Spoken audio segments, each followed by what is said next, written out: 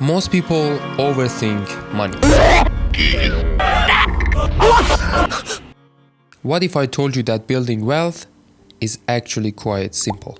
This represents the average worldwide income. This one qualifies you for the top 1% of the world. And the amount of income that probably meets your dreams puts you in the top 0.1% of the people on the planet, or at least the top 1% of the US. Yet somehow you believe there is a secret to building wealth online that 7.99 billion people who chase money all day have missed, and you are going to find it. The truth is, people consume endless complicated advice to suppress the voice that is shouting, "Hey, you're not any closer to your dream life than you were 2 years ago. You're losing more and more of your freedom, and you've downgraded your standards several times already." The truth is uncomfortable, so we grasp at more complex advice to avoid the simple but difficult path of executing on the core principles. What if I offered you the 7 principles that every single self-made wealthy person in the world has used? Would you start executing on the principles that are used and also advised by people like Elon Musk, Jeff Bezos, and Warren Buffett? The principles that make more millionaires and billionaires every year than any other route, including inheriting wealth. If your answer is a firm yes, then relax, listen, and get ready to be bored to death, because this won't be another 20 minutes of entertainment disguised as a practical guide to wealth. The first principle is the most important one. Just take this one to heart and you'll be set for life. In early 2005, 3 ex-PayPal employees who were dreaming of starting their own business started an online dating service. The idea was people would upload videos of themselves so they could find mates. Convincing women to upload their videos was both harder and more rewarding. So they started asking attractive women to upload their videos in exchange for $100 each. Although these 3 founders were experienced and already had a successful exit out of PayPal with a lot of money, they soon realized their genius startup idea was doomed.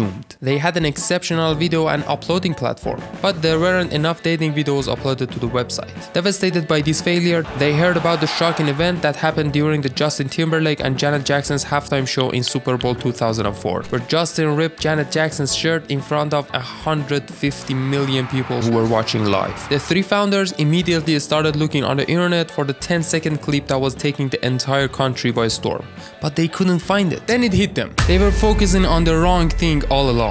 They threw their original plan away and pivoted their mission from a dating service to create an easy-to-use video streaming platform where non-computer experts could upload, publish, and view videos. Today, we know that embarrassing failure as YouTube. That's the story of a lot of successful people and companies. When Mark Zuckerberg was building his little directory of information for Harvard students, he had no idea it would turn into a $1 trillion company. Sergey Brin and Larry Page didn't know the research project at Stanford would go on to change the world.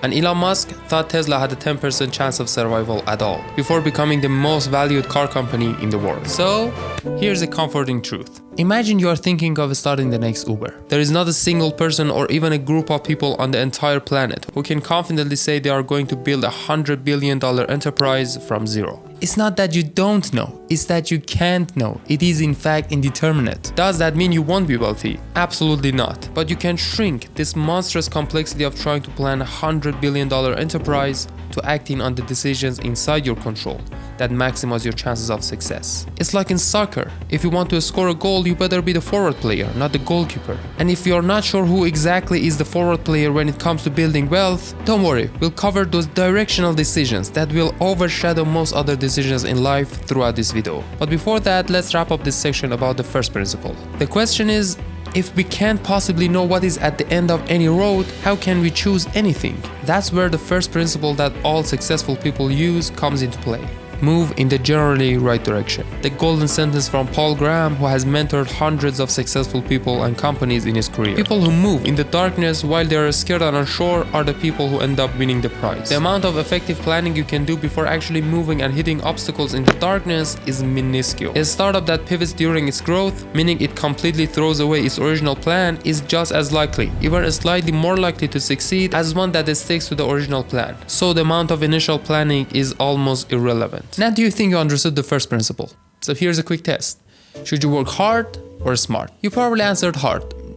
I kind of set you off for that, but sorry, it's wrong. And if you answered smart, Congrats, you're also wrong. The answer is simple. It's voluntary hard work. You act on as little information as you have. You move in the generally right direction before life forces you to do the hard work that you know is not smart. And instead of smart planning that neglects execution. Thanks to Pourya from my First Million podcast. The first principle cuts a whole lot of complexity out of the picture. But the second principle really helps you to narrow it down to your first step. Here's a catch though. Not everyone is qualified to apply the second principle. Stop for a second and look around you.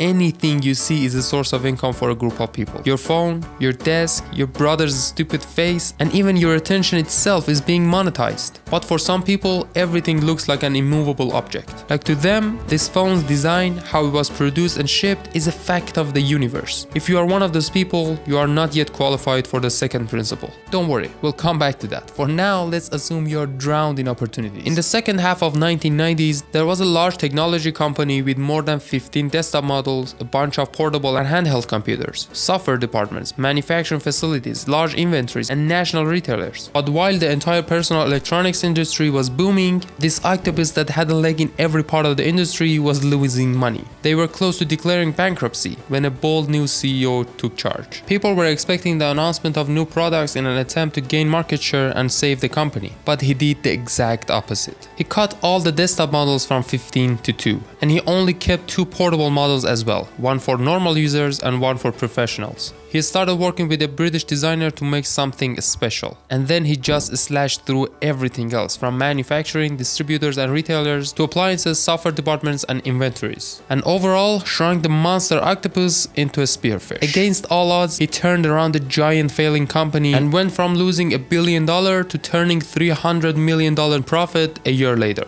That failing enterprise that almost went bankrupt is now the most profitable company in the world, Apple. And that pig-headed CEO was Steve Jobs. There is a common incident that happens to both companies and individuals who start moving and gaining momentum. Because they have so much potential, they start attracting and also spotting more opportunities. At some point in your life, you start becoming aware of people who make millions of dollars doing supposedly easier things. You begin to see opportunities that you fear you will miss out on. People start approaching you with persuasive offers, but you need to constantly remind yourself, you can be anything, but you can't be everything. What if we don't see any opportunities? If you could see behind the curtains, you would see all the holes, shortcomings, and botched up solutions that exist everywhere. So if the world looks like a brick wall to you, the chances are you lack experience and expertise. Some just dive right into it and start a business. Some go to college and really focus on learning. And some work for others while actively looking for insights. It doesn't really matter. Just keep moving. And when inevitably opportunities pop up, execute one with focus and intensity. But how do you choose what to focus on? You use the third principle. There is a sort of a strange feature inside of successful men and women that they just possess naturally.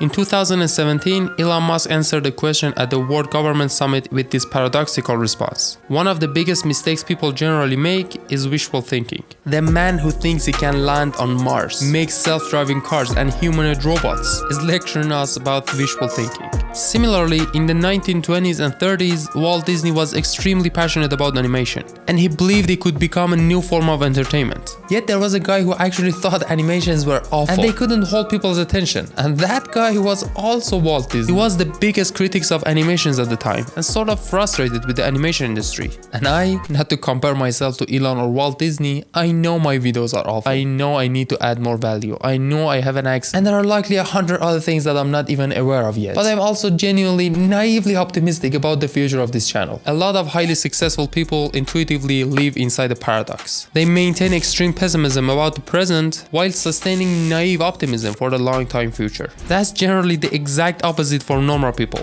As Bill Gates famously said, most people overestimate what can be done in a year and underestimate what can be done in a decade. Whatever you start doing, as much as your mom, your spouse or friend wants to encourage you and tell you you're doing great, you suck. And you're going to suck for a long time. And vice versa, as much as all of them secretly believe whatever you're doing is a little game that won't amount to anything, you have the potential to achieve what's beyond your wildest dreams. So the third principle is embrace the paradox. This paradox ensures you two things. First, you accept and even actively search for your flaws. Walt Disney would always invite his friends and colleagues to criticize his work, and he would actively push them to be open about it. So he knew what was wrong with animations more than anyone else. In fact, one of the most popular YouTubers today owes his success to this strategy. Mr. Beast says right after every publication he receives multiple calls from his friends roasting his video. That's why no one in the world knows what is wrong with a Mr. Beast video more than Mr. Beast. We hate acknowledging flaws, so we not only run away from feedback, but also bend reality to match our expectations. We ignore the real truth because of what we want to be true. That's what Elon Musk called wishful thinking. Second, psychologically we have two motivations. We are either running away from a bad situation or we are running towards a better one. And when you live inside the paradox of clearly seeing and accepting everything that is wrong now, while believing it's gonna be awesome in the future, you have the ultimate drive and motivation that is required to take off. However, not all takeoffs are created equal. There are two elemental forces that accelerate your progress. It's hard to think of a single wealthy person in history who wasn't a master of both of these forces. These forces are so powerful, it often feels unfair when you encounter someone who is utilizing them. This is Professor Chloe Scott. She has had to study for 16 years after high school, and she has had to compete with some of the most talented and hardworking people in the world to secure multiple admissions on her path. She is now a neurosurgeon in the US with about $500,000 salary per year. She is being rewarded for doing something very useful that only a small percentage of people are able to do. In fact, there are only 3,500 neurosurgeons in the US. However, the market starts looking a bit unfair. When a 27-year-old gamer is paid $100 million to play games on a new platform unexclusively, or when a 25-year-old YouTuber makes more than $100 million per year. Of course, they are great at what they are doing. But so is Professor Chloe Scott. Naval Ravikant, the Indian-American entrepreneur and writer, says, if you want to build wealth, choose a career path where the outcome is highly disconnected from the input. As a doctor, as a lawyer, and even as an astronaut, the outcome of what you do is directly proportional to the amount of time and effort you put in. But there are career paths like software engineering, content creation, and design that the outcome is highly disconnected from the input. The unfair power that rewards a gamer more than a neurosurgeon or an astronaut is the same power that lets a child pick a car off the ground while an elite level weightlifter struggles to do the same. And that power is leverage. Think of leverage as anything that multiplies your effort. Technology provides leverage. Software, for example, allows you to reach millions of customers with code written once. A digital product can be replicated endlessly at near zero marginal cost. Franchises like McDonald's, they leverage systems and empower average employees to efficiently serve billions of customers. They duplicate processes that run like a machine. Great leaders leverage employees. They build efficient, focused teams to solve problems better, faster, and cheaper. Strong branding is a form of leverage. Earning trust and loyalty leads to higher rewards for equal work. And even our fifth principle itself is a form of leverage, the most powerful one. He told me, he said, you're rich, but I'm wealthy. I didn't know the difference. There is a common misconception that if you make a lot of money, you will be wealthy. But there is something that separates ultra-wealthy families that live lavishly for generations from middle-class lottery winners who can't even keep their fortune for a year. If someone starts with $1,000 and adds $100 to his investment each week and runs a business that returns 10% of his money as profit weekly, how much money will he have after 2 years? The answer is $11 million. In real-world situations, this is a ridiculous proposition because it never goes that perfectly. But the moral of the story is, if you spend your $1,000 of savings and add $100 to your weekly expenses, you are losing way more than you think you are. Robert Kiyosaki, in his best-selling book Rich Dad Poor Dad, explains how poor people buy a car as soon as they can afford it. So they not only lose the money, they also need to pay for insurance, gas, oil, mechanic, parking tickets, and so on. While rich people invest their money in farmlands, online businesses, and self-improvement that generates money. Poor people constantly buy new liabilities while rich people buy assets. Very simply, money works for rich people while poor people work for money. Needless to say, rich people endlessly spend money on what they enjoy as well, but they only spend the portion that they deem insignificant. So the fifth principle is respect the compound effect. The compound comes from leveraging your money to make more. If you keep upgrading your lifestyle as soon as you make more money, then you'll never be truly wealthy. In fact, one of the best predictors of wealth is the ability to delay gratification. Now you should be excited. You want to get out and start your journey to financial independence. But without principle number 6, you're going to be excited for a week and then everything becomes so overwhelming that you figure you can't compete. There's just no way you're as good as Mr. Beast. How am I gonna ever compete with that? As you know, Forbes magazine publishes a list of the richest Americans every year. It has been doing that since 1982. In 1982, the most common source of wealth was inheritance. fortunes. Of the 100 richest people, 60 inherited from an ancestor. By 2020, the number of heirs had been cut in half, accounting for only 27 of the biggest 100 fortunes. The reason why the percentage of heirs has been decreased is not that fewer people are inheriting great fortunes, but that more people are making them. Most of the 2020 list are founders of businesses, which account for more than half of the list, then investors, and finally early employees with equity. That very simply demonstrates wealth is not a scarce resource that we are all fighting over. I mean, if you have any doubts about it, think about the fact that 100,000 years ago there were fewer people and all of them were poorer compared to anyone from the modern world. Scarcity says there is not enough time, money, resources, or opportunities to go around. If others win, you lose. Abundance knows there are endless opportunities and rewards out there. Although there is competition, someone else's victory doesn't limit you. The scarcity mindset focuses on how to convince someone else to get their money. Because there is this dollar bill, and it's either in my hand or it's in yours. But abundance focuses on creating value, because it knows in any honest transaction, both parties walk away wealthier. That's why they voluntarily engage in the transaction in the first place. The only way to build wealth, as opposed to stealing it, is to create value. So the sixth principle is adopt the abundance mindset. When you live in abundance, you don't chase money. You attract it inevitably by identifying and solving problems. So far, we've demonstrated the simple path that almost all self-made wealthy people took. If you leave this video and you really put these powerful principles to work, guess what happens? You'll fail miserably. Did you know Walt Disney was once fired from a newspaper for lacking creativity and having no original ideas? How's that fair? It isn't. Walt Disney was the embodiment of these principles. But even after that stupid newspaper, his first company, Laugh-O-Gram Studio, which was the original creator of Alice's Borderland, struggled for a long time and eventually went bankrupt. Steve Jobs was fired from his own company, Apple, in the 1980s. We tend to only see the highlight reels of successful people's lives, but behind the scenes, failures punctuate their journeys. Success is walking from failure to failure with no loss of enthusiasm. Did you know the average millionaire goes bankrupt at least 3.5 times in his lifetime? The message is simple. Fail often, adjust approach, come back stronger. That resilience in the face of failure is often the ultimate competitive advantage. Now get back out there and put these principles to work and fail forward. If you want to see an example of these principles, especially how to move in the generally right direction, you can watch the story of the man behind this principle himself.